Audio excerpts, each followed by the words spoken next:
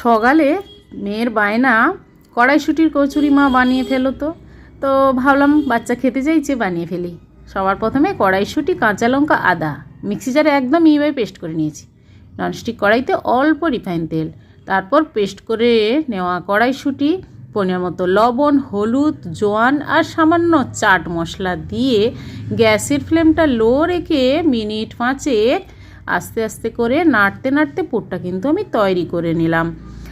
আর যেহেতু কড়াইশুঁটির পুর বানাচ্ছি, স্বাদটা ভালো আসার জন্য সামান্য চিনি আর রোস্টেড ভাজা মশলা দিয়ে দিলাম 1 টেবিল স্পুন। যেমন জিরে, ধনে, মৌরি শুকনো কড়াই ভেজে গুঁড়ো করে দিয়ে দিলাম, স্বাদটা ভালো আসবে। ব্যাস তৈরি হয়ে গেল কড়াইশুঁটির পুর। আপনারা এভাবে বানিয়েও কিন্তু কৌটোতে রেখে দিতে পারেন, যে কোনো সময় কচুরি বানিয়ে খেতে পারেন। এবার ময়দার ডো থেকে ছোট ছোট করে লেচি করে গোল শেপ করে খোলের মতো করে নিলাম। পুরটা দিয়ে দেব, দিয়ে সব দিক থেকে মুখটা বন্ধ করে গোল শেপ করে একটা একটা করে বেলে রিফাইন তেলে ভাজতে দিয়ে দেব। খুব টেস্টি হয় খেতে।